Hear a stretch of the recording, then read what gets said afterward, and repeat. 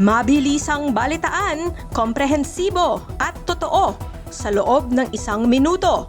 Simula na ang Diskurso Tidbits. Malacanang tiniyak na sapat ang supply ng pagkain at iba pang mga pangunahing bilihin kaya't hindi dapat mag-hoard o mag-panic buying.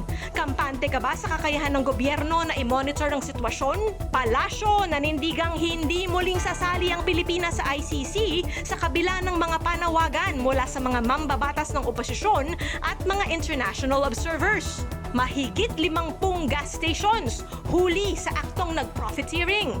Sa panahong ang buong bayan ay balisa sa nakaambang pagtaas ng presyo ng krudo, wala dapat na nang-aabuso at nananamantala. 6 na Tau Gama frat men sumuko na kaugnay sa pagpatay sa hazing victim na si Mark Kenneth Alcedo sa Cavite. Sang-ayon ka bang tuluyan ng ipatigil ang ganitong klaseng hazing rituals ng mga fraternities? Ilang buhay pa ba ang dapat kitilin bago tayo kumilos? Balitang mabilis, komprehensibo at totoo.